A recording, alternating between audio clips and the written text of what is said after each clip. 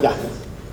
Tenemos a un expositor de manera virtual y tenemos a Carlos, que ya ha venido a México varias veces y ya pudimos coincidir con él.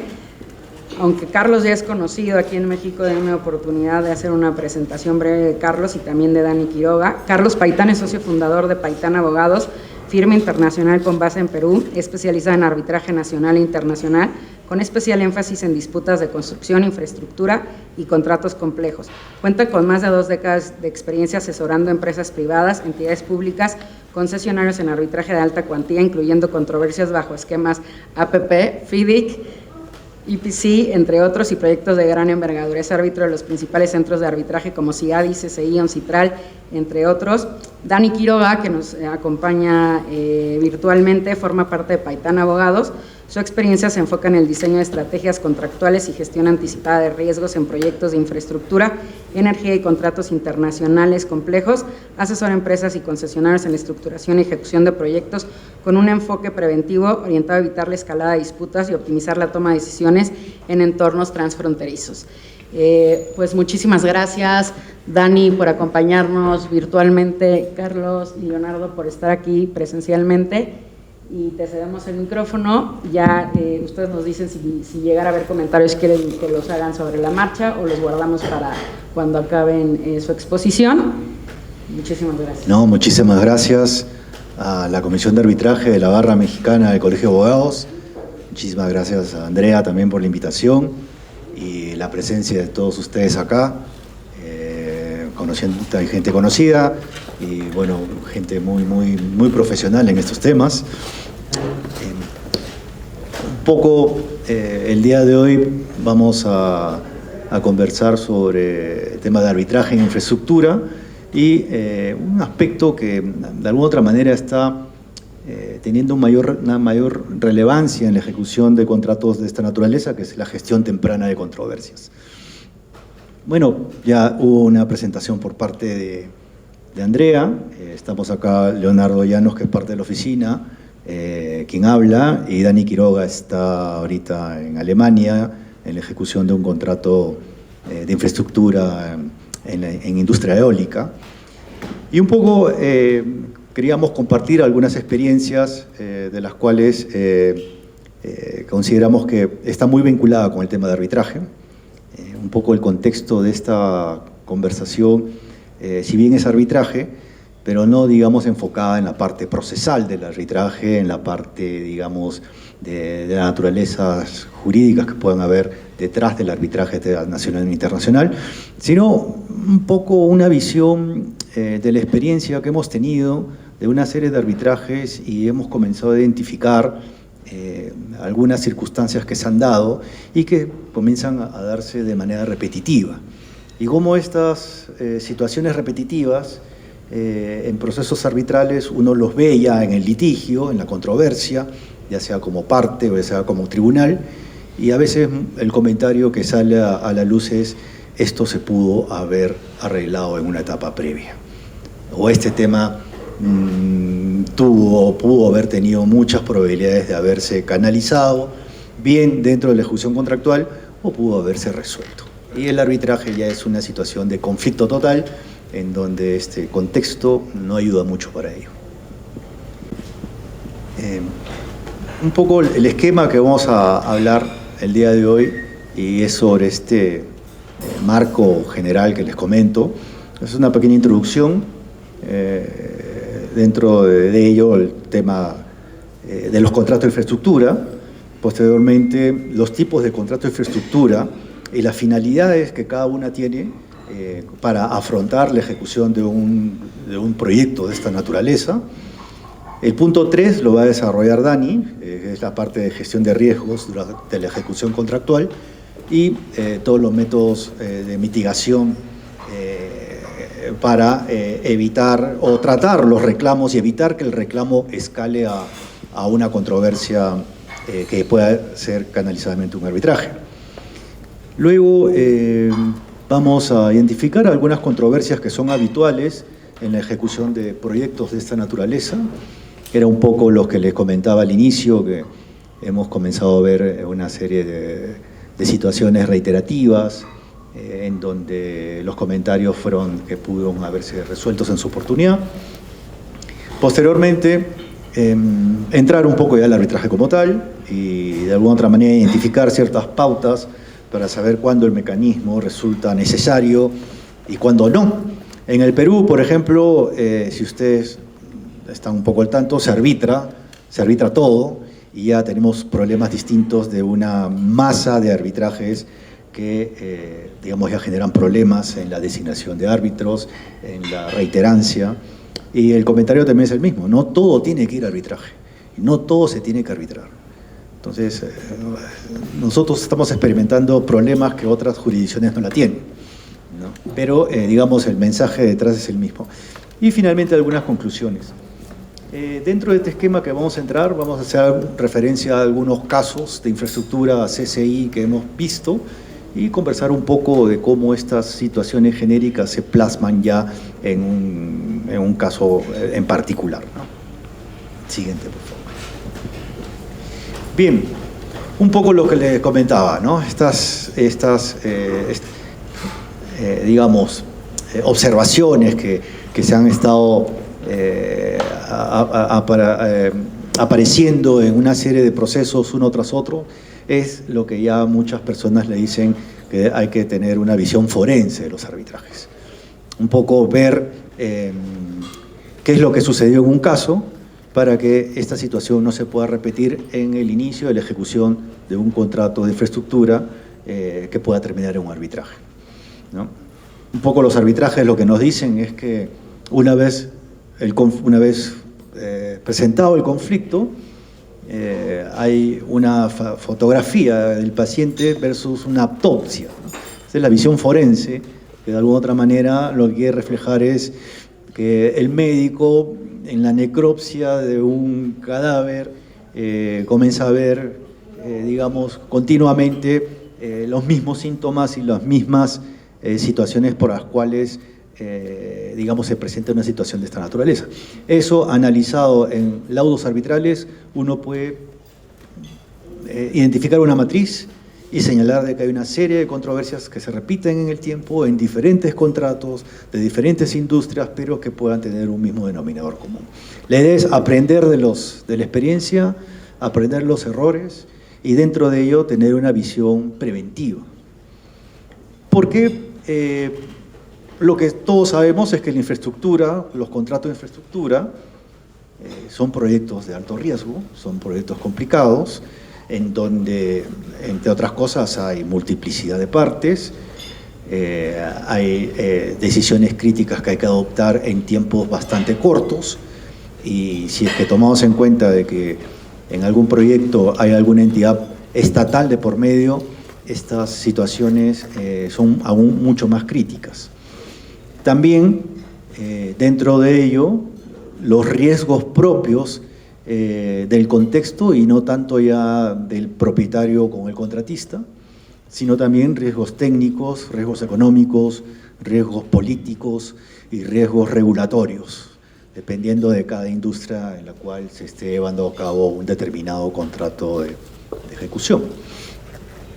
Ahora, todo ello ha comenzado a generarse una tendencia de la prevención, pero no la prevención desde el punto de vista de saber la matriz de riesgo, que es importante, sino la prevención de implementar prácticas internacionales de acercamiento entre contratista y propietario, justamente para resolver un conflicto o un reclamo.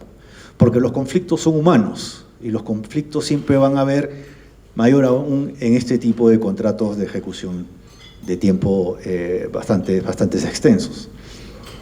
Por ello, la prevención definitivamente resulta en un arma ventajosa del proyecto y esto también tiene que ver con un tema cultural, que es el tratamiento de una gestión temprana del conflicto versus una resolución tardía.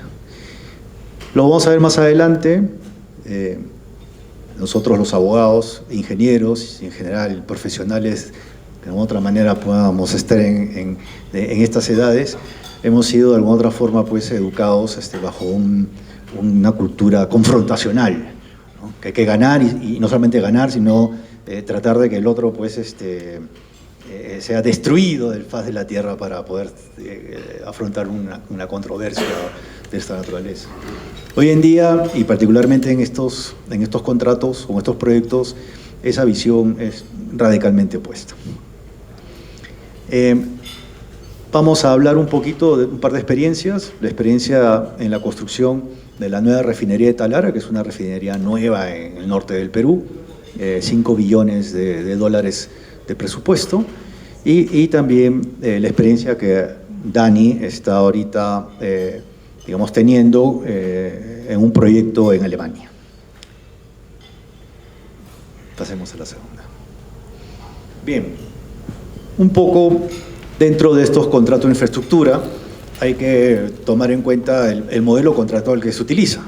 Si bien hay políticas públicas de desarrollarse estos proyectos, hay definitivamente la identificación y selección del modelo contractual mucho más adecuado a las necesidades y complicaciones del proyecto en sí.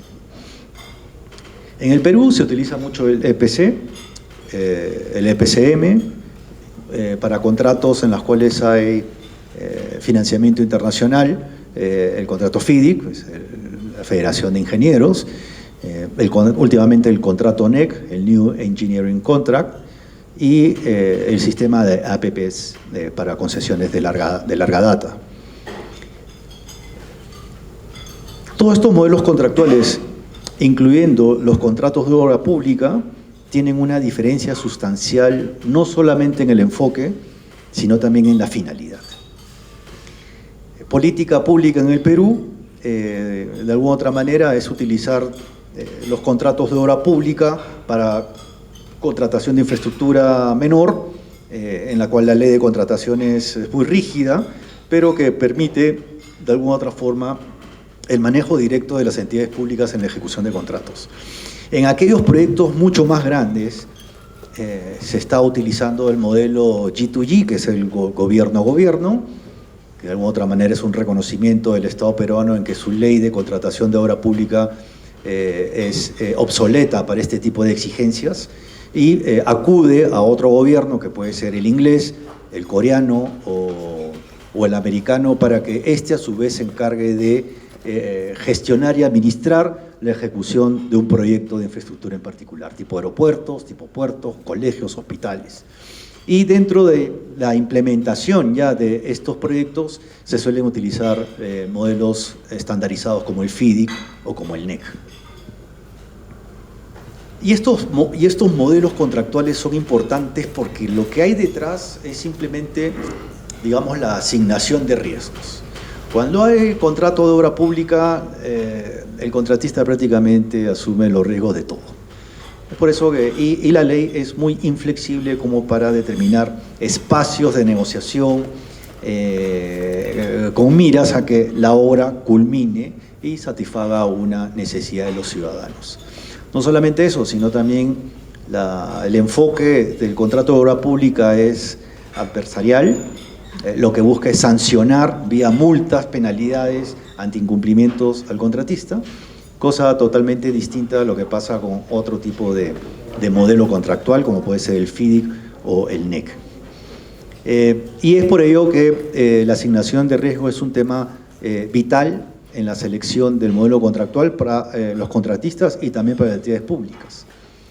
Tanto así que a nivel de APPs en el Perú hay una directiva publicada por el Ministerio de Economía y Finanzas, en donde establece una pauta a las entidades públicas de cómo se debe entender los riesgos y a quién se le debe asignar, bajo el criterio de que el riesgo lo asume el que está en mejor posición de poder, digamos, afrontarlo con el menor costo posible. Producto de todo esto, y es lo que digamos, últimamente en el Perú está sucediendo y está trayendo esta ola de tener un mayor acercamiento entre propietario y contratista, es el aspecto colaborativo. El aspecto colaborativo de estos contratos es, digamos, el espíritu de los mismos. Lo que se busca es que el contrato sea una herramienta para se adapte a ciertas situaciones que se presenten en la ejecución contractual y que el contrato establezca las pautas flexibles de que tanto el contratista como el propietario se sientan cómodos de poder emplearlo. Un poco lo que hablaba hace un rato era la lógica adversarial a la lógica cooperativa. Y esto implica no solamente el tema contractual, esto implica ingenieros, arquitectos y principalmente asesores legales que tienen que engancharse de estos modelos contractuales para efectos de ver más, desarrollar y terminar la obra que defenderse o tener una visión conspicua respecto de la contraparte. Y bueno, y dentro de estos aspectos que generan reclamos y conflictos, es también el tema, lo que hemos puesto ahí, que es las brechas en el contrato, anexos y el proyecto. En el Perú, como les comentaba, se utiliza mucho el contrato FIDIC, cualquiera de los colores, los libros que tienen, y hay unos comentarios pues, que reflejan un poco esto, que es a los contratos FIDIC se le dice FIDICstein, porque comienzan a transformarse con incorporaciones del derecho local y comienzan a hacer un pequeño Frankenstein en donde deja de ser o se aleja mucho de ser un contrato colaborativo porque se insertan ciertos aspectos de la ley local que no van justo en esa misma línea de pensamiento. Y eso se ve reflejado en el contexto del contrato y específicamente en algunos anexos del contrato. Entonces, cuando salte un reclamo o una controversia, la interpretación que van a querer emplear es uno de una interpretación restrictiva o una interpretación, digamos, contradictoria a efectos de superar el contrato y aplicar la ley local, que la ley local podría ser un poco más tendiente a digamos, situaciones pro visión estatal. Bien, bueno, un poco lo que veníamos hablando de los contratos de infraestructura. Podemos identificar algunas características que todo contrato mediano grande tiene y que básicamente es la complejidad técnica. Es un tema de complejidad técnica de ingeniería, de todo tipo de especialidades de ingeniería, al de construcción, al de cimientos, a la ingeniería ambiental, y bueno, y dependiendo de cada industria en particular, como el oil and gas, se abre un poco más, digamos, estas características propias de un contrato en particular. El otro aspecto es que suele haber multiplicidad de partes, no solamente es el propietario y el contratista, sino también hay subcontratistas, hay reguladores, hay también comunidades campesinas en proyectos de minería, por ejemplo, o proyectos de explotación de petróleo en la selva, y esto implica un contexto un poco más complejo respecto de un simple contrato de obra menor. Los tiempos son extensos, los contratos de concesiones son a 30 años, 40 años, hay contratos de construcción que pueden ser de 3 a 5 años, pero podrían representar la construcción de una refinería, la construcción de un hospital o de un aeropuerto, y en donde pues, el factor tiempo, digamos, también es un elemento dentro de la ecuación en el análisis de tener en cuenta a qué nos estamos enfrentando. Y bueno, definitivamente estamos ante inversiones muy significativas que requieren fondos no solamente propios de los privados contratistas, sino también puede implicar el financiamiento de algunas entidades internacionales como el BID, como la agencia japonesa del JICA, y que compone un poco más esta ecuación que hay detrás de un contrato de infraestructura de esta naturaleza. Y bueno, y si estamos hablando de contrato de infraestructura destinada a satisfacer necesidades del ciudadano, el aspecto regulatorio, el aspecto político, es un tema que siempre está sobre la mesa en el análisis. Bien, ahora vamos a entrar a ver los temas de riesgos, para lo cual cedo la palabra a Dani Quiroga para que pueda compartir con nosotros sus comentarios. Dani. Gracias, Carlos. Espero que me puedan escuchar bien. Yo me estoy escuchando doble, no sé si me escuchan doble, pero bueno, en todo caso, primero es un placer estar aquí con ustedes, invitado en esta ronda. Es realmente un gusto para mí poder compartir mi presencia virtual, se podría decir, esta vez. Ojalá haya una posibilidad en el futuro próximo de estar directamente compartiendo estas ideas, ¿no?, que Carlos ya ha venido presentando. Bueno, en lo que a mí respecta, quiero compartirles lo que se trata de la gestión de riesgos, que quizás es una de las partes más sensibles en la ejecución de proyectos, ¿no? Como abogados, y como dijo Carlos, tanto en el campo del arbitraje y en la gestión de proyectos, hemos vivido de todo un poco, se podría decir, cómo es que estos riesgos se generan, cómo es que estos no fueron identificados, y en fin, una serie de aspectos que al final pudieron haber sido controlados, no lo fueron y costaron mucho dinero a las partes y tiempo sobre todo, ¿no? Y los proyectos pierden dinámica de exterior. Y eso es lo que no se quiere. Un proyecto, cuanto menor conflicto tenga, es más exitoso. Así se demora un poco, porque no existe un proyecto que comience a caer al día del diseño. O sea, es muy difícil lograr eso, sobre todo en proyectos de gran complejidad. Actualmente yo estoy encargado viendo la ejecución de unos proyectos de fuente de energía renovable en el norte de Alemania, y créanme que también los términos planteados del proyecto, pese a la rigurosidad del mismo, bueno, pues van a demorar un poco más de lo previsto, ¿no? Sin embargo, existe una ejecución óptima y una comunicación continua entre las partes. La gestión de riesgos es básicamente identificar pues las amenazas que existan a los proyectos, ¿no?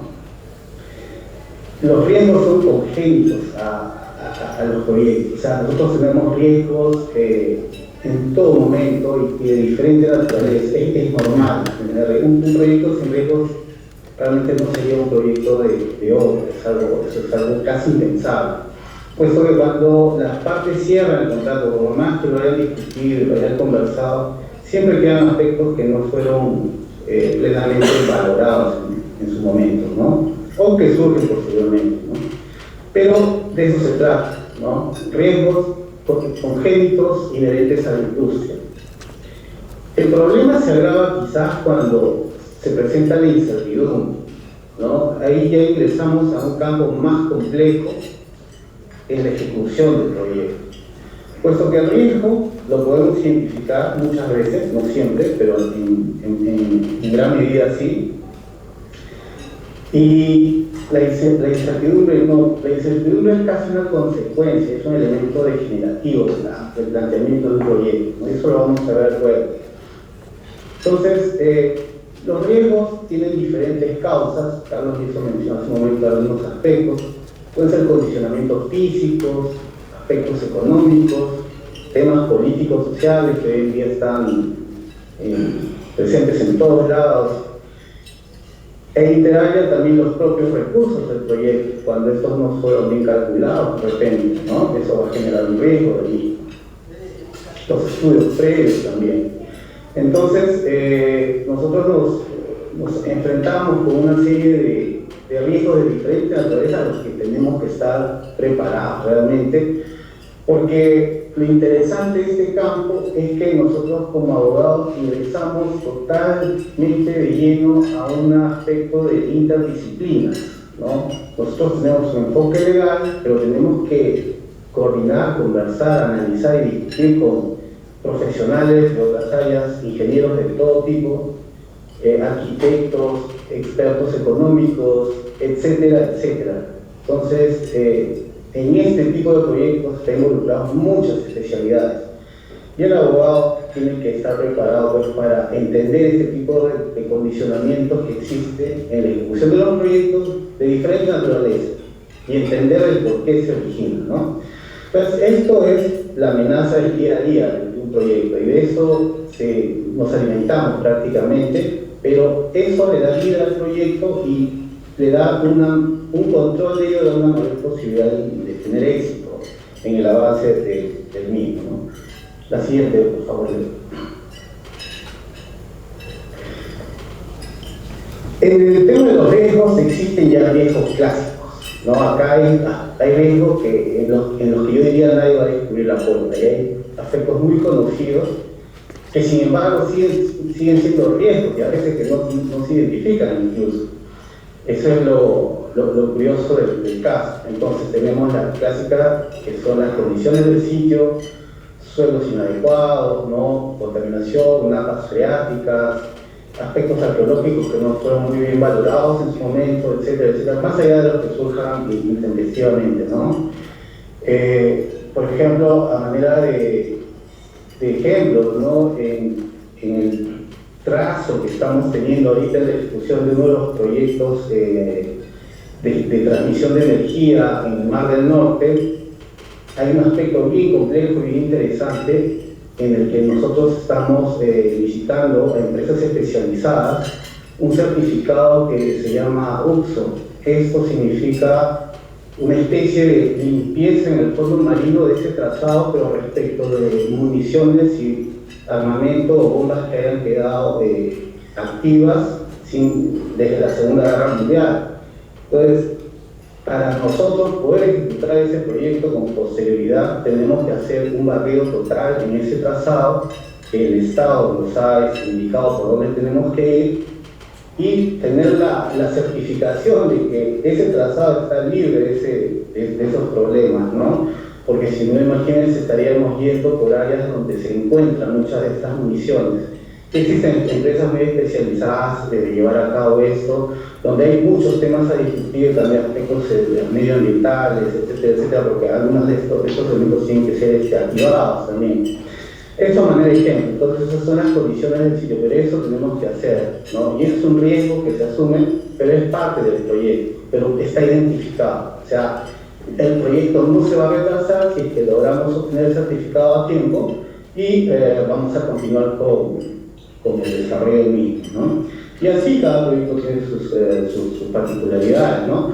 Bueno, los temas de desastres naturales, eso es algo muy inherente a proyectos que se lleven en cualquier lugar. El Perú particularmente es un gran ejemplo de ello, porque nosotros pues allá en el Perú hemos tenido en proyectos muy interesantes temas en la selva, ¿no? Como inundaciones, lluvias más frecuentes de lo usual, o temas del fenómeno del Niño, etcétera, etcétera, que han ido afectando la ejecución de grandes proyectos que se han llevado ya a cabo, ¿no? Y que, bueno, se dieron de una manera prácticamente imprevista. Eso sucede. Se puede prever de alguna manera, pero es difícil controlar eso. Los riesgos financieros, aspectos de liquidez, eso es algo que es latente y eso es un tema que siempre hay que estar en discusión o intercambio con expertos económicos, ¿no? De la materia, para entender lo que es variación de costos, indexación, qué temas se tienen que indexar y qué temas no se deben indexar. También eso hay que tener cuidado, ¿no? Al momento de emitir el contrato. Son temas bastante complejos para tener en cuenta el tipo de cambio que pueda tener la repercusión que pueda tener el tipo de cambio en la ejecución del planeamiento financiero. Bueno, los cambios normativos que se puedan dar, ese es un clásico, eso hay que estar preparado siempre, y hay cláusulas especiales que se regulan ese aspecto en el contrato. Y bueno, entre otros, burocracia y corrupción, esto es algo que no podemos negar. Existen muchas latitudes del planeta este tema, ¿no? Burocracia a veces innecesaria que mata el proyecto, que lo hace más difícil por el excesivo, la excesiva cantidad de documentos que requiere, y bueno, y ya acompañado muchas veces de corrupción, ¿no? Que es un tema que ya toca aspectos de compliance, etcétera, etcétera, ¿no? Y que esto es algo muy importante. Esto no solo puede aletargar el proyecto, sino destruirlo prácticamente. Eso es algo que hay que tener muy presente, a dónde se va a ejecutar el proyecto y ante qué nos estamos exponiendo, ¿no? Leo, por favor.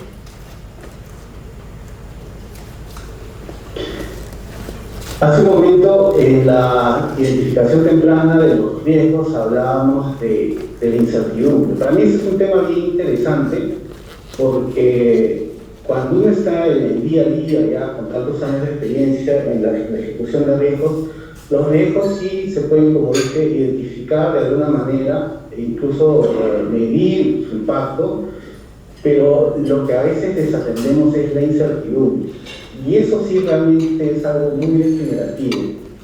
No se suele hablar de eso a veces porque se cree que identificando el riesgo ya está todo hecho, pero esa es la primera parte. La incertidumbre sí debe ser una práctica necesaria, por lo menos es la que tenemos nosotros, de identificar el riesgo y ver qué incertidumbres quedarían desatendidas y tratar de limpiar eso. Es la mejor manera de evitar caer en ese aspecto que es muy degenerativo de la ejecución de un proyecto, ¿no? Porque desatender las consecuencias de la incertidumbre va a generar una serie de problemas que no vamos a poder controlar. Entonces, la incertidumbre tiene una especie de camino trazado, ya eso la práctica forense lo ha ido determinando, ya los académicos, ¿no? han ido estableciendo este análisis, digamos, de cuál es el camino a seguir y qué es lo que sucede, ¿no? Lo principal es cuando un potencial riesgo ocurre, sea un riesgo clásico o uno nuevo, no importa, la cosa es que ocurre un riesgo. Y una de las partes, o varias, sufren pérdidas. Eso ya nos muestra que ese riesgo tiene un impacto claro, ¿no? En todo eso. Ahí nosotros tenemos que analizar si ese riesgo no fue identificado o fue mal mitigado. Puede haber pasado una de las dos cosas, o las dos a la vez, ¿no? O que la asignación contractual no ha sido clara.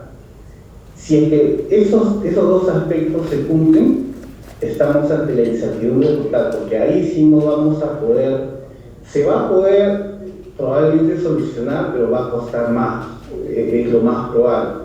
La idea es no llegar a eso. Esa es la ruta más o menos que sigue el camino de la incertidumbre. Si se llega a ese punto, sí vamos a tener un problema. Pero si nosotros en ese camino, cuando estamos ya vemos que una o varias partes van a tener pérdidas, tenemos que de inmediato ver si es que el riesgo se identificó, si es que el riesgo fue mitigado, o si en la asignación contractual hubo un problema, si es que hubo una asignación o no la hubo, o mal asignado, o no claramente definido. Entonces, eso es en cierta manera la ruta de la incertidumbre. Si no tenemos otro lado, vamos a llegar a la incertidumbre, que es lo que se quiere evitar. Conociendo esa ruta, no quiero decir que ya esté todo solucionado, pero sí da cierta seguridad en el tratamiento de los riesgos propios de cualquier proyecto, o sea, de cualquier naturaleza que sea, ¿no? Entonces, en este punto la incertidumbre tiene que ser eliminada. El riesgo de repente no, o controlado, de repente también desaparecido, pero la incertidumbre es la que tiene que ser eliminada para evitar pues una disrupción total, una imposibilidad en la ejecución, ¿no? Y lo cual va a tener consecuencias mayores, ¿no? para el planeamiento total del proyecto. Leo, por favor, así. Bueno, en el manejo de riesgos, como les decía, existe ya un proceso, ¿no? Ya en la práctica forense ya se entra mucho más en detalle esto, ¿no? Ya para ello yo he puesto acá los tres grandes rubros, nada más, ¿no? Cuando uno ingresa a estos rubros ya encuentra pues, mecanismos y sistemas, etcétera, etcétera, que ya los tratadistas, expertos han ido desarrollando en función a su propia experiencia en el análisis y en el seguimiento de proyectos a nivel mundial, ¿no? Acorde con la cultura del país donde fue ejecutado, con la cultura de las partes intervinientes. Es todo un aspecto súper importante también, que también es parte de los riesgos. La cultura es otro aspecto en donde tenemos que tener en cuenta con quiénes estamos negociando, con quiénes estamos ejecutando, en dónde lo estamos haciendo, ¿no? Entonces, eso, y lo antes dicho, se define prácticamente en el primer bullet point, que sería la identificación. En la identificación, nosotros hacemos este ejercicio dentro de todo este proceso de manejo de riesgos. Ok, ¿qué riesgos tenemos? ¿Cuáles son? Aparecerán los clásicos probablemente, y aparecerán otros que nosotros vamos notando conforme conozcamos más detalles del proyecto, conforme conozcamos también al equipo que está a cargo del proyecto, que para los proyectos de gran envergadura, y eso de hecho ustedes lo saben, hay muchísima gente involucrada. Pasada la identificación, ingresaremos a la etapa del análisis, ¿no? Ok, ¿qué hacemos con esto? Esa es la pregunta, ¿no? Y ahí veremos algunos escenarios. Y al final, la respuesta, porque después de analizar tenemos que ver, ok, ya hemos analizado cuál es el resultado, ahora, ¿cuál es la respuesta? Esa es la parte final de este mecanismo, de este proceso de manejo de riesgos, a grosso modo, ¿no? Vamos a ver un poco de cada uno de estos, a ver cómo se maneja. Leo. Bueno, como decía, ¿no? La primera parte en la gestión de riesgos es la famosa identificación. Siempre se habla de identificación de riesgos, obvio, tenemos que identificar los riesgos, pero ¿cómo se hace eso? No es que haya un recetario, lo que hay actualmente es la ruta que se ha establecido en función a la experiencia, la expertise de la práctica forense, o abogados especialistas, en fin, gente que está a cargo de la ejecución contractual, ¿no? Ellos son básicamente los que conocen, los que le toman el pulso al proyecto y saben por dónde se generan los riesgos, ¿no? Entonces, uno de estos es, en el proceso de identificación, es considerar la naturaleza específica del proyecto, cuál es la naturaleza del proyecto, qué es lo que vamos a ejecutar, las circunstancias de la ejecución del proyecto, cuál es el medio en el que vamos a ejecutarlo, ¿no? Y a partir de ahí poder hacer un listado, se quiere decir, respecto de estos riesgos que consideremos surjan a partir de la naturaleza propia de ese proyecto. Lo que dije antes, hace un momento, evaluar las incertidumbres si es que arrojan nuestro análisis, nuestra identificación de incertidumbres. Esto es fundamental para poder nosotros, con riesgo y todo, seguir ejecutando, porque vamos a poder controlar el riesgo, pero limpiar el camino de incertidumbres en la medida de lo posible, ¿no? Buscar las amenazas principales al proyecto, que son las generadoras de riesgos, los riesgos ocultos, los que no conozcamos, y eso surgirá producto del propio intercambio continuo de información dentro del equipo o dentro de las diferentes áreas de ejecución del proyecto, así como con nuestras contrapartes, ¿no? Que a veces no es un solo encargado, sino son varios. Manejar estas listas estándares de riesgos, como la que mencioné en su momento, que puede ser más larga, desde luego, dependiendo del tipo de proyecto. Hay unos que son transversales para todos los proyectos igual, clásicos de los suelos, por ejemplo, y los que puedan darse para proyectos propios de la construcción o de ejecución de obras muy particulares, ¿no? Y bueno, así establecer pues, una primera valoración cualitativa, no cuantitativa, porque para eso ya tenemos que avanzar mucho más para establecer de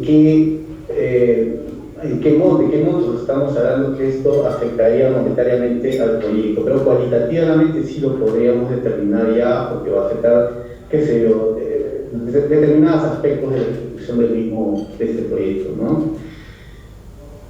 La siguiente, por favor.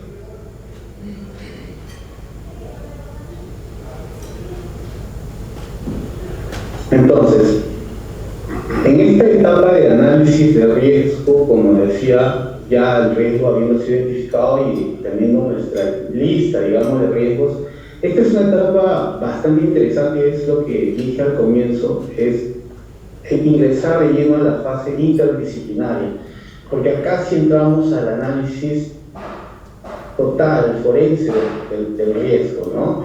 Y aquí, identificado el riesgo, no necesariamente va a ser un tema estrictamente legal. Acá nos vamos a encontrar con temas de toda índole, ¿no? Temas de ingeniería, temas de especialistas ambientales, temas de modelos financieros, temas de seguros, en fin, toda una variopinta de riesgos a los que nos estamos exponiendo y con quienes tenemos que dialogar, primero internamente para saber, ok, qué tenemos entre nosotros y luego tomar una postura para poder discutir pues, con nuestra contraparte si es que ya hay una exigencia de ellos o nosotros poder adelantarnos. Y ese es un tema de estrategia también, que no está tan ligado al desarrollo de este tema actualmente en este instante, pero sí ese es un tema de estrategia en la gestión de los riesgos, ¿no? En cómo afrontarlos, ¿no? Bueno, estos diferentes riesgos en este análisis interdisciplinario, como yo le llamo, o como en realidad lo es, va a dar diferentes resultados, ¿no? Ahí es donde vamos a poder conocer más o menos un estimado de los costos del proyecto, de los nuevos costos que se ven, a qué nos estamos enfrentando. La modificación de hitos, desde luego, del planeamiento del proyecto va a modificarse. ¿En qué medida? Ahí veremos si es que esto afecta a la ruta crítica, la famosa ruta crítica del proyecto, o las rutas paralelas a la ruta crítica que no necesariamente se vuelven ruta crítica, ¿no? Y ese es también otro análisis forense que hay que hacer. Es un análisis muy interesante para los segmentos especializados, hay protocolos que se han generado de asistencia a nivel internacional, famosos el protocolo de retrasos de la Sociedad de la Construcción Inglesa, que hay que sacar un documento que ayuda bastante en la práctica forense, ¿no? Luego, riesgos colaterales, ¿no? La generación de otros daños que puedan darse y en qué medida impactan al proyecto. Y la famosa zona sensible de interfaces, ¿no? Con eso nosotros tuvimos experiencias muy interesantes en la ejecución de proyectos en el campo petrolífero, porque, bueno, siendo las refinerías proyectos de alta complejidad, tienen varias zonas de interfaces que hay que atender, pero así muy minuciosamente, para saber quiénes tienen a cargo qué riesgo, y cómo, y cuándo. Realmente es todo un mundo eso. Y eso es un análisis aparte. Se podría decir que en este grupo de cuatro aspectos puede tener prácticamente la radiografía del riesgo al que nos estamos exponiendo, ¿no? La siguiente. En esta parte cuando desarrollamos nuestra presentación quisimos poner esto a manera de ejemplo y de información para ustedes, porque es un aspecto bien interesante que el Perú adoptó. El Perú, debo decir, está bastante desarrollado en este tema de la ejecución de este tipo de contratos, muy sofisticados, y tanto es así que ya hace años sacó esta famosa directiva que son los lineamientos para la asignación de riesgos, que no es una directiva que la haya inventado el Perú, hay que también ser claro, ¿no? Esta directiva ya viene de unos años anteriores, de los 2000, promovida por el Banco Mundial, ¿no? El Banco Mundial sacó dos modelos, si mal no recuerdo, respecto a estos lineamientos de cómo mitigar riesgos en los proyectos de gran envergadura. ¿Por qué lo hizo? Porque el Banco Mundial muchas veces está involucrado en ese tipo de procesos, ¿no? de obras de gran infraestructura. Entonces, esta directiva resumió de manera bastante concreta y práctica una especie de manual casi más sencillo que lo que sacó el Banco Mundial, de cómo entender o cómo analizar los riesgos de diferentes tipos, ¿no? hay riesgos de tipo ambientales, riesgos de suelos, en fin, riesgos legales, toda una variopinta de riesgos a lo largo de sus diferentes páginas de esta directiva, que ha ayudado bastante en lo que es la ejecución de proyectos. Si bien es cierto, no es un solucionario, pero sí ayuda al entendimiento de cómo manejar.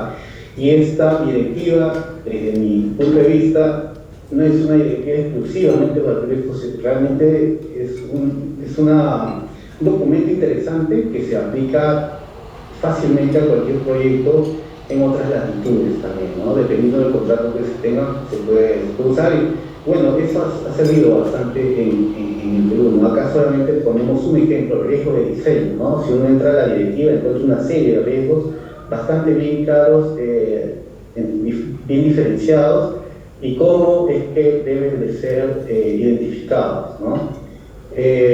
En un aspecto particular de esta directiva, y es algo que también en mi caso actualmente lo vengo haciendo en proyectos de ejecución de estos proyectos de energía, es que muchos de estos riesgos son identificados entre las partes en la etapa de la licitación, ¿no? Las partes presentan pues sus advertencias,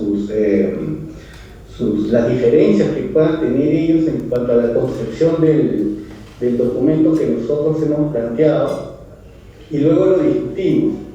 Y eso es bastante interesante porque al final esa discusión no se termina al 100%, pero llegamos a un punto casi en el que ambas partes están de acuerdo en sus diferencias, más no en la solución todavía. Esas diferencias quedan planteadas. Así hemos encontrado todos los riesgos que podríamos tener, y esas diferencias se establecen en un documento que lo vamos a ir limpiando a lo largo de la ejecución del proyecto. Y ese documento es un documento contractual. Eso es una práctica muy interesante, porque ya establecemos desde esa fase las diferencias que puede haber en diferentes aspectos, económicas, técnicas, legales, etcétera, etcétera. De manera tal que el proyecto no se retrasa, pero sí hay un temario prácticamente. Y bueno, esta directiva ayuda a eso, ¿no? Ya depende de cómo las partes le quieran dar vida a esta directiva, y es una directiva bastante interesante para aplicar en la ejecución de cualquier proyecto en cualquier lugar. Leo, por favor.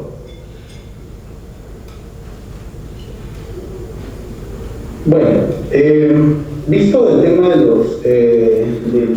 del análisis de riesgo, como dije, existen diferentes sistemas de valoración. Ahí sí no quiero entrar mucho en detalle porque son temas de práctica forense bastante densos, complejos, pero simplemente he listado algunos, ¿no? Cuáles son los que se suelen usar para analizar estos riesgos que hemos identificado. Bueno, el famoso análisis sensitivo, ¿no? El más usual, el más conocido, por lo menos el que yo conocí desde el inicio, fue el análisis de probabilidades, ¿no? Que es un análisis lógico de qué pasa si sucede esto o tal cosa o lo otro. Y eso es algo que se suele plantear en diferentes tipos de análisis de riesgos bajo diferentes tipos de contratos, ¿no? Una práctica usual anglosajona, ¿no? El Boris, si pasa esto y lo otro. Y bueno, sirve bastante para la valoración y el análisis del riesgo, ¿no? El análisis de escenarios también, donde ahí se plantean las diferentes partes involucradas, los diferentes especialistas en su escenario, cuál es lo peor que pueda suceder, ¿no? Y ahí hacemos una combinación de escenarios y ahí arrojamos el análisis final, ¿no? Bueno, el análisis de Delphi, que yo particularmente lo conozco en la teoría, no lo he usado nunca, pero es simplemente cuando se suele pedir respuestas expertas a diferentes especialistas, luego se analizan estas y de esos análisis se toma la mejor opción, ¿no? Pero bueno, son técnicas que existen, hay otras más. Simplemente quiero mostrar algunas de ellas de cómo es que estos análisis se hacen, ¿no? Porque todos tienen una práctica, un análisis forense. Leo. Y finalmente, después del análisis, tenemos pues la respuesta, ¿no? La respuesta es inherente a nuestro análisis. En la respuesta, voy a ser muy breve, no sabemos cuál es la respuesta, tenemos que tener un caso concreto, a partir de ahí sabremos qué vamos a responder, luego de nuestro análisis, pero lo que sí sabemos son dos cosas, son dos escenarios, casi no vamos a variar estos escenarios. La primera va a ser, en la respuesta es evitar o reducir el riesgo, y la otra va a ser retener o transferir el riesgo. En esos escenarios nos vamos a mover. ¿Cómo? No lo sé, ya veremos. Dependerá del riesgo identificado, del análisis hecho, de los impactos del mismo, etcétera, etcétera. Y ahí decidiremos al final, este riesgo lo mantenemos, lo transferimos, lo podemos reducir, se puede evitar. En estos escenarios nos movemos. Son solo dos escenarios, suena muy simple, pero las dimensiones de la respuesta son de gran impacto, ¿no? Leo. Bueno, finalmente el tema de la mitigación. La mitigación es un tema que se habla siempre, ¿no? La doctrina de la mitigación. Hoy en día ya se ha hecho doctrina de la gestión de proyectos, bueno, hoy en día ya de hace décadas. Pero la mitigación es simplemente pues la limitación a la recuperación de daños, la indemnización, ¿no? Y eso es algo inherente a los proyectos, ¿no? ¿Cómo se mitiga? ¿Quién mitiga? ¿En qué medida se mitiga, no? Hablamos de una mitigación ya no jurídica, ¿no? Ya no salimos de ese espacio en ese momento, lo que vemos más técnico es la mitigación en la gestión de proyectos, ¿no? Que tiene un impacto contractual, es un impacto jurídico, ¿no? En la indemnización. Y tiene ciertas premisas, ¿no? ¿Cuáles son los efectos jurídicos de esto? Va a ser, dependiendo de cómo hayamos mitigado, no se va a indemnizar el daño inevitable, son prácticamente las reglas que hay, se indemniza solo el daño razonablemente incurrido y no se indemniza aquel que pudo evitarse, ¿no? Esas son las reglas de oro en cuanto a la mitigación. Pero lo importante de la mitigación en realidad es saber quién está en posición de mitigar y cuál es la razonabilidad de las medidas adoptadas, ¿no? Usualmente se piensa que, por ejemplo, si tenemos un clásico contrato EPC donde a suma alzada, donde el contratista es el encargado de hacer todo, él es el único que debe mitigar. Eso no es necesariamente así. La mitigación tiene que ser un análisis más amplio de queremos salvar, retomar el camino del proyecto, pero quién lo va a hacer, quién está en posición de hacerlo mejor y así evitar pues un impacto inmanejable del proyecto y cuáles son la razonabilidad de los medios que se van a adoptar para la mitigación, ¿no?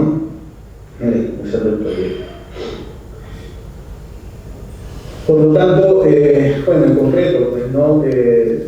La mitigación es necesaria, es obligatoria en la ejecución del proyecto, hay que estar preparados para eso, no eliminar el riesgo, desde luego, ¿no? La mitigación en sí es una conducta, ¿no? Es, más que ponernos académicos, es una conducta, eso siempre lo ha habido, ¿no? Es hacer algo para reducir el problema, ¿no? Y esto es algo que se expresa pues, en la cooperación que puede haber entre las partes. Esa es la idea, ¿no? Eso es lo que hablaba al comienzo Carlos de esta visión adversarial de los contratos, ¿no? En mi experiencia aquí, la visión es totalmente distinta en ese sentido. Nosotros acá estamos en negociación continua, se podría decir semana a semana, ¿no? Hay reuniones especializadas por tema en donde hablamos abiertamente sobre los problemas que se están presentando y ahí prácticamente se negocia nuevamente. Pero nunca se espera, es casi impensable hablar de llegar a estadios de arbitraje o ir a los tribunales, que están previstos en el contrato, pero hablar de ellos prácticamente es un tema tabú, se podría decir, porque nadie lo quiere y hay formas de solucionar estos temas con la negociación continua, ¿no? Que ese es otro gran tema también inherente a la ejecución de proyectos, la cultura de la negociación, ¿no? Un tema que particularmente me ha interesado bastante, sería bonito compartirlo en otro momento, pero es eso, ¿no? La cooperación entre las partes, más allá del tipo de contrato que tengamos, ¿no? se considera FIDIC uno de los clásicos de contratos colaborativos. El EPC por su naturaleza no necesariamente lo es, pero debería haber una cooperación funcional, dicen, ¿no? El otro tiene una cooperación ya establecida prácticamente. Pero más allá de eso es el aspecto humano, cómo nosotros afrontemos estos temas y queramos coordinar entre partes, ¿no? Y bueno, finalmente reducir pues, el impacto de una indemnización, ¿no? Por el perjuicio, etc., ¿no? Por eso la mitigación es fundamental. Leo la siguiente. Ya para terminar, porque la última lámina es el rol del equipo legal. Yo prácticamente la dejaría y simplemente para que ustedes con gusto la lean, es simplemente cuál es el rol del equipo legal en estos issues que no necesariamente son de orden legal. Desde luego,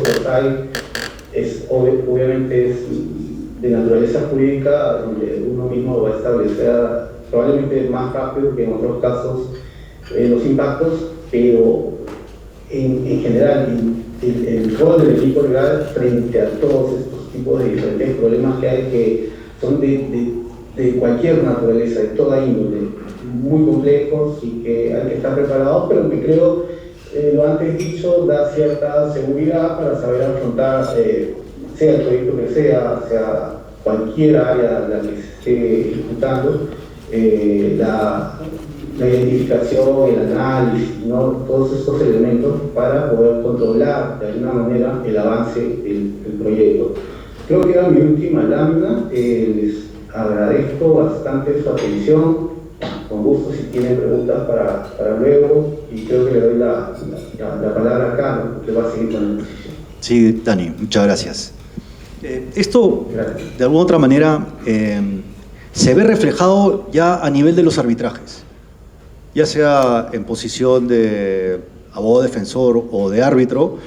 Lo que uno de alguna otra forma ve en la historia de la controversia es esto: cómo se llegó a esta situación de controversia, cuando las controversias que llegan a arbitraje normalmente nacen de un reclamo y van escalando y se van complicando y se van perdiendo de control.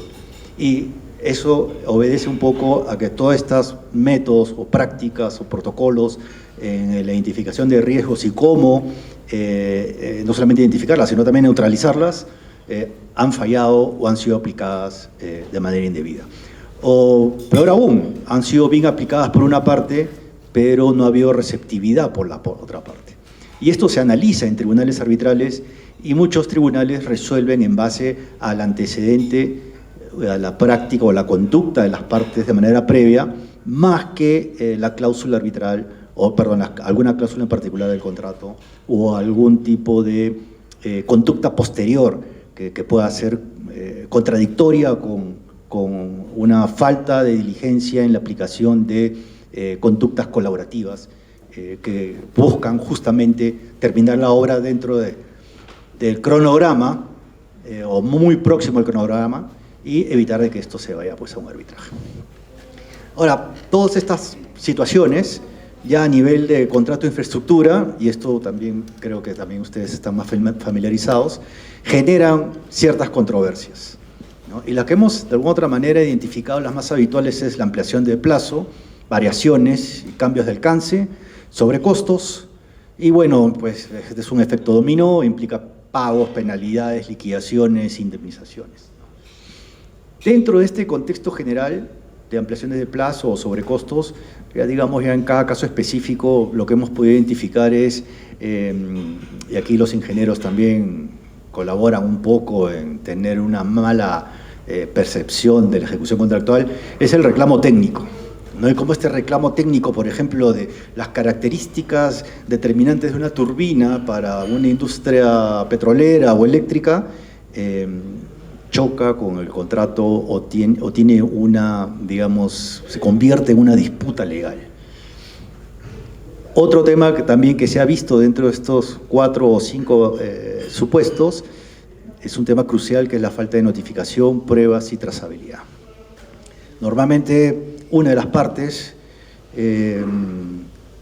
adolece de trazabilidad de documentos y hay unos gaps en la línea de tiempo respecto de cómo se reflejó la conducta de la parte para identificar el reclamo, atenderlo, demostrar buena fe para atenderlo, demostrar buena fe para resolverlo y cómo esto deriva posteriormente en otras áreas para un reclamo formal, arbitraje o proceso judicial. Parte de ello también es que se identifican errores por ambas partes.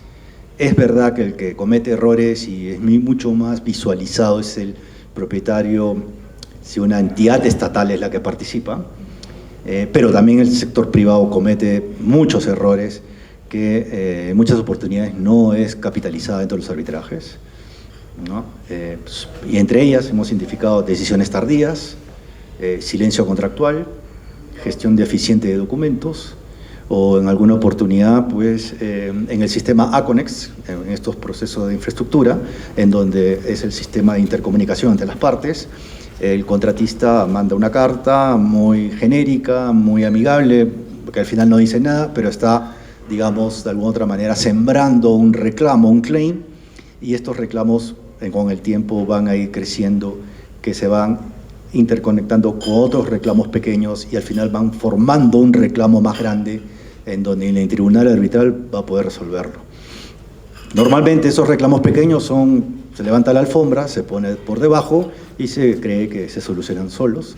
Y luego llega, después de 4 o 5 años, una solicitud de arbitraje por disrupciones o por incumplimientos sobre reconocimientos de gastos o digamos, algún reconocimiento económico.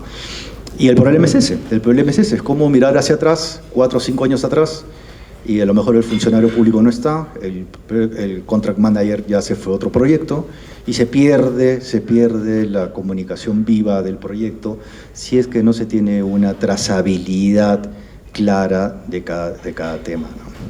Siguiente. A ver, en ampliaciones de plazo, por ejemplo, los retrasos del empleador, acceso al sitio. Ese es un clásico, información, aprobación tardía, en donde con esos informes aprobados o documentos requeridos técnicos de aprobación como expedientes técnicos no son debidamente validados, hay una demora. Hay una demora en la continuación de las etapas del cronograma. Temas climáticos, temas de terrenos, de acceso al terreno, o que el terreno era arenoso en el expediente, pero al fin y al cabo hay un sedimento rocoso. Condiciones adversas. En cuanto a retrasos del empleador, en cuanto a variaciones, que eso también lo vamos a ver un poco más adentro, también son definitivamente cambios en el diseño y en el alcance, y normalmente sucede en contratos en donde, por ejemplo, son contratos que se denominan llave en mano o contratos a suma alzada, en donde a veces el propietario considera de que se tiene que hacer todo para terminar la obra, cuando no es así legalmente. Se tiene que hacer todo lo que tenga en el expediente técnico, pero ante solicitudes adicionales, ahí surge una controversia. Fuerza mayor, falta de detalle del nexo causal entre las comunicaciones y el hecho que genera la controversia. Y bueno, como hablábamos hace un rato, notificación tardía, ausencia de documentos de soporte. Ese es un gran problema que se nota en controversias de contratos de infraestructura. Y bueno, también parte de ellos son errores de la notificación. Siguiente. El problema de la ampliación de plazo. Acá les quiero comentar un poco, graficar un poco un caso particular que participamos, cómo esto se aparece, ¿no? ¿Por qué hay una ampliación de plazo? ¿A qué se debe? Este es el caso Pronatel. Pronatel es el Programa Nacional de Telecomunicaciones del Ministerio de Transportes y Comunicaciones, y lo que se encarga este programa es de extender a la ciudadanía el acceso a Internet y a la banda ancha. Para ello, lo que se hace es que contrata a un privado y se encargue de extender esta red hacia el interior del país, y los ciudadanos que viven muy al interior del país puedan tener acceso a Internet, a teléfono móvil. Y para ello lo que se determina es que siga la ruta de las torres de alta tensión, y con ello pues tiene que hacer un programa de penetración y comenzar a comprar ciertos lotes de terreno de 10 metros cuadrados para levantar la torre repetidora y así generar una célula y una red en la cual pues, la repetición de la señal vaya hasta las personas que viven muy al interior del país. La cuestión es eso. Hubo un problema de ampliación del plazo porque la obligación del contratista era comprar terrenos y levantar las redes. Ahora, claro, en esa parte del país, los terrenos pues, y la propiedad son conceptos occidentales, digamos, ¿no? Entonces, las comunidades campesinas o los latifundistas menores no quieren vender, y menos a una entidad del Estado, o menos a un privado, y mucho menos para levantar una antena, porque, bueno, hay pues ideas equivocadas de que eso puede generar algún tipo de enfermedad a la salud de los pobladores, ¿no? Entonces, eso era un reto.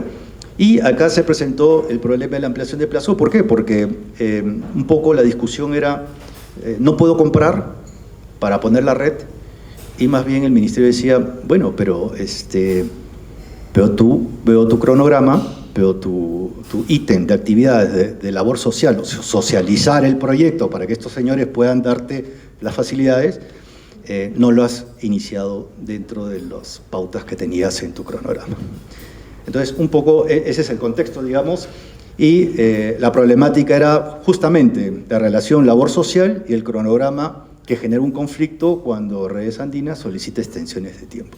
Le otorgan extensiones de tiempo y llega una que el ministerio dice, ya no te voy a extender más.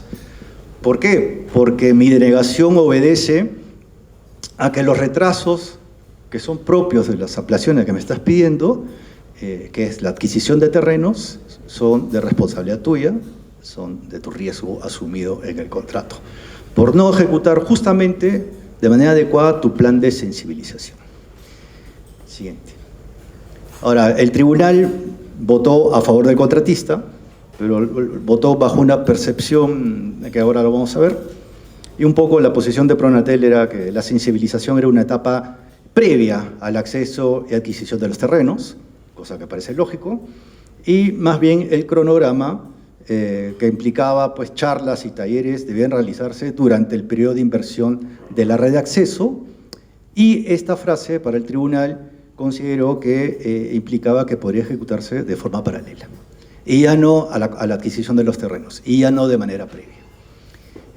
Bueno, en una situación de alta conflictividad social, muy alejada de las ciudades, un poco la práctica que de alguna otra manera algunos especialistas señalaban era que primero tenías que hacer el plan de sensibilización y con ello las facilidades que te iba a dar las comunidades para la venta de los terrenos y la construcción de estas antenas repetidoras. Pero este es un caso muy interesante porque grafica muy bien qué es lo que sucede para generar una ampliación de plazo y cómo el tribunal analiza el riesgo, pero va más allá y analiza y le da cierto sentido a una frase del cronograma que para ellos debería ser una frase mucho más, digamos, flexible a favor del contratista y no tanto una interpretación más restrictiva planteada por el Estado. Pero bueno, siguiente. El otro tema que hablábamos era las variaciones y los cambios de alcance. Bueno, pues las variaciones contractuales implica variación en alcance, efecto y costo. Las variaciones pueden ser por muchos motivos. Básicamente se presentan por cambios solicitados por el empleador. Tiene que ver también muchas veces con un diseño incompleto, condiciones imprevistas.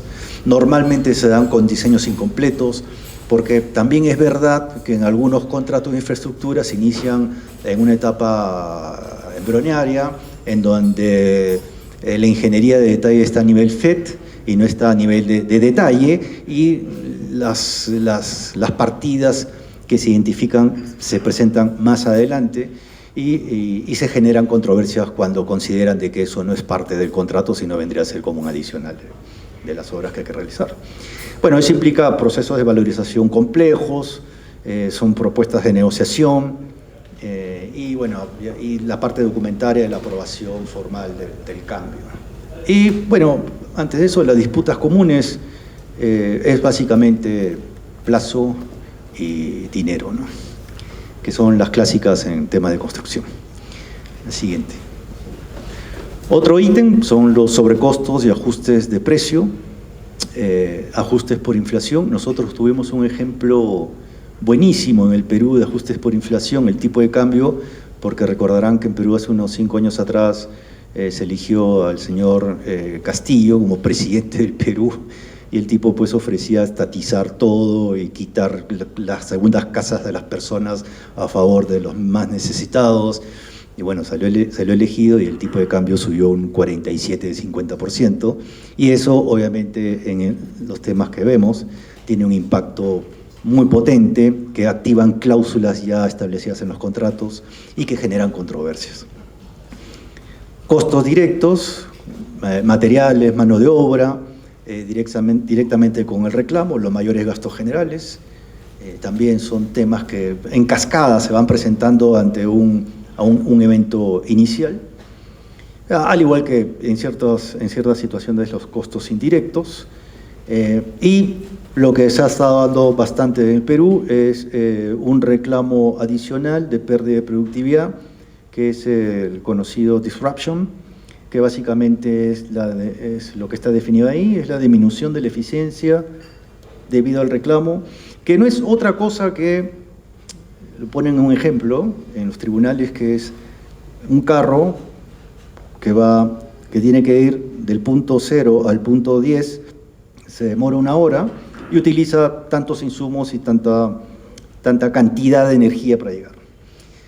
La disrupción es lo mismo, del punto 0 al punto 10 llega en el mismo tiempo, pero es como un carro con freno de mano, en donde tiene que andar y llega, pero el desgaste es mucho mayor. Ese desgaste vendría a ser la pérdida de productividad, y es lo que ha estado generando muchas controversias en contratos tanto de obra como en contratos digamos, estos estandarizados que están un poco más utilizados en el país.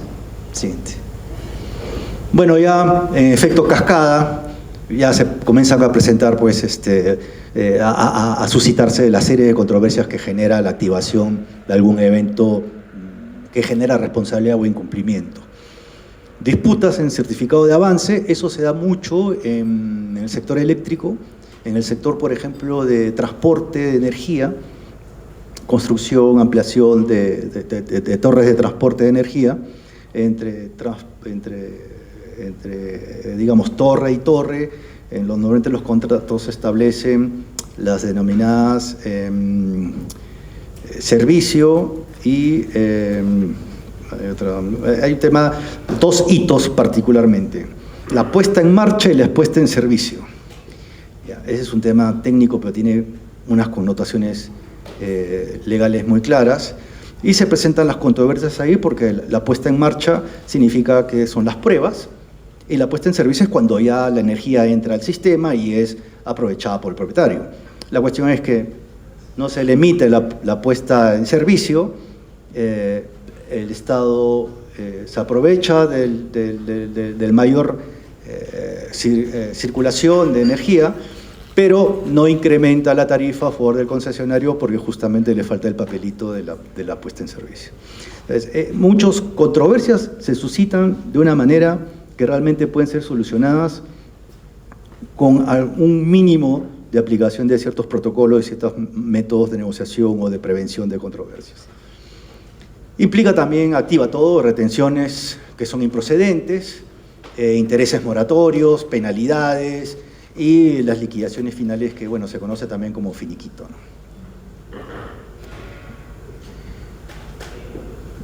Un tema también que, digamos, se ha presentado con bastante notoriedad en los temas de fuerza mayor y cambios de ley es en la época del COVID, en la construcción de la refinería de Talara. Ahí lo que se tuvo que hacer fue una desaceleración profunda de los trabajos, empezando por una reducción de las cuadrillas de trabajadores, una recirculación de personal, un empleo mayor, bueno, aunque no se utilizaba nada, de mascarillas y todos los implementos sanitarios, lo cual pues conllevó a la activación de las cláusulas contractuales de fuerza mayor. Normalmente estos contratos establecen la fórmula cuando se presenta la fuerza mayor. Hay un procedimiento interno que se siguió por parte del contratista, pero la fórmula es reconozco plazo más no mayores gastos. Y un poco, bueno, esta situación fue bastante límite, en donde se tuvo que transar algunos temas y reconocer algunos gastos porque realmente el impacto fue muy fuerte. Cambios en la ley, cambios relacionados, por ejemplo, a temas laborales, a incremento de costos, a temas regulatorios, y al final la pregunta es quién asume ese riesgo. Y se presenta con cierta facilidad, al menos en países como Perú. Siguiente. Otro tipo de reclamo es lo que les comentaba hace un rato, el reclamo técnico de la disputa legal. Esto lo vimos en el caso de la refinería de Talara Petroperú. Aquí un poco el contexto es la construcción de una nueva refinería en donde estaban las unidades de proceso y las unidades auxiliares. De alguna otra manera, las unidades auxiliares son pequeños lotes dentro de un lote mayor, en donde hay una unidad industrial, y estas unidades industriales suministran gas, vapor, azufre o gases azufrados a la unidad de proceso para que unidades de proceso como el flexococking u otras importantes lleven a cabo el proceso de refinado. La cuestión es que de unidad a unidad tienen que estar conectadas. El contratista dijo que ese trabajo de interconexión de las unidades no era parte de sus trabajos. Y sacó un informe técnico muy interesante, que desde el punto de vista técnico tenían cierta razón, pero claro, desde el punto de vista de oye, mira, pues no tiene sentido que me hagas una casa, un carro y no tenga llantas, o sea, esto tiene que conectarse para que funcione. Nos fuimos a un arbitraje y el contrato tuvo mayor preponderancia en la resolución de la controversia que el tema netamente técnico, que lo originó, pero que el contrato era un FIDIC plata y bueno, sus cláusulas son un poco más de colaborativas, un poco más del objetivo del contrato, y el objetivo del contrato obviamente era que esa refinería funcione, ¿no? Que no esté pues paralizada. Y bueno, ese es el enfoque que normalmente se presenta, es un enfoque confrontacional, son temas sin resolver porque es un tema técnico, el tema legal entró después. Bueno, ya hay análisis de impacto en la ruta crítica, notificaciones oportunas y el procedimiento contractual que al final, pues en este caso, llegó a buen puerto, digamos. Siguiente. Luego de toda esta conversación, la pregunta es ¿y cuándo mueven arbitraje? Si es que es necesario un arbitraje. Definitivamente el arbitraje es importante, es un mecanismo, digamos, eficiente de solución de controversias. El caso peruano ya se ha puesto en duda de que sea para todo tipo de controversia. Hay algunas que deben ser resueltas de manera directa, otras que deben ser resueltas mediante negociación, y solamente algunas que, digamos, son trascendentales deberían acudir a un sistema de esta naturaleza. Es por eso que en los contratos de infraestructura suelen haber cláusulas escalonadas de solución de controversias con procedimientos de negociación, dispute boards, negociación directa, y si todo esto no prospera, recién activar la cláusula arbitral. Se ha partido en dos, arbitraje técnico o arbitraje de derecho. Y esto va a depender la madurez del conflicto, los impactos, definitivamente, porque todo arbitraje, digamos, si bien es traumático, es parte también, es parte de la industria. O sea, una vez un contratista me dijo, yo hago 1 kilómetro de carretera y tengo 2 cajas de arbitraje al costado. Y ya empiezan a entender que es parte de la ejecución de un contrato de estas complicaciones tan técnicas. Y bueno, lo que es alternativas previas, ¿no? Como los que normalmente se pactan estas cláusulas escalonadas. Y en un arbitraje definitivamente uno tiene que llegar preparado al caso. En materia de construcción ustedes sabrán de que data es lo único importante para poder tener una trazabilidad de la historia y poder convencer y persuadir al tribunal. Y también hay temas que suelen pasar, que cuál es el impacto del arbitraje en un proyecto. Normalmente lo que se busca es que el proyecto continúe y el proceso vaya en paralelo, pero hay ciertos arbitrajes pues, que se toman decisiones muy apresuradas en donde se suspende el proyecto y al final pues, el arbitraje no suele ser digamos, pues, la opción más eficiente, porque de alguna otra manera se busca que el proyecto continúe y termine, ¿no? Sí. Ya para ir terminando, lo que les hablaba hace un momento, y de alguna otra forma también lo que Dani mencionaba, son mecanismos de negociación, mediación, dispute boards, arbitraje y, bueno, en ciertos casos litigios. En el tema del dispute boards hay solamente un comentario. Efectivamente es un mecanismo interesante. Yo tengo una opinión particular de que deben ser muy bien empleados para controversias menores. Normalmente los dispute boards no determinan indemnizaciones ni montos dinerarios, y lo que debería darse sí es que las partes deberían formar sus propios equipos, y esos equipos de ambas partes, propietario y contratista, se dediquen a no solamente identificar riesgos, que hay un área ya de identificación de riesgo, sino tiene que ser un área de comunicación directa con la contraparte para atender las alertas tempranas que se ven comunicadas en el sistema de Aconex. Y un poco la experiencia demuestra que sí funciona. O sea, dentro del mecanismo, digamos, de identificar una alerta temprana, es llamar al área involucradas, preguntar por qué llega esta carta con esta indicación, por ejemplo, terrenos, entrega de terrenos, encontrar la razonabilidad de la postura técnica y llamar al contratista para ver por qué envió una documentación, una carta de esta naturaleza, ¿no? Y se resuelven disputas. Pero claro, todo va a depender de la cultura también de los equipos, que sean más formados en una cultura colaborativa, sin dejar de lado obviamente defender la postura de su parte, porque ante abogados o consultores, digamos, adversariales, se hace muy complicada este tipo de ejercicio que busca que las cosas fluyan más de lo normal, ¿no? Bueno, ya algunas conclusiones para ir terminando. La prevención comienza en el contrato y eso, digamos, pues es una conclusión de que viene de años atrás, en donde un poco el comentario es que la parte de solución de controversias ve las controversias cuando se presentan y no ve los contratos cuando se negocian.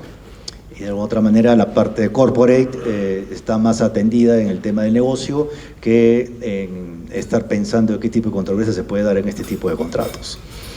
La gestión temprana de controversias es vital, no permitir que una controversia, un reclamo escale, madure y llegue a convertirse en una controversia, ni menos que se entrelace con otras relacionadas, porque la situación se complica aún mayor. Y esto pues implica negociación como el doing contract, ¿no? Y al final el arbitraje sí es un buen mecanismo, es eficiente, cuando, digamos, pues hay trazabilidad de documentos, hay una buena comunicación interna con las demás áreas, las partes pueden estar en mejor posición de ser más persuasivos con un tribunal, ¿no? Bueno, eso sería, creo que eso es todo. Muchas gracias.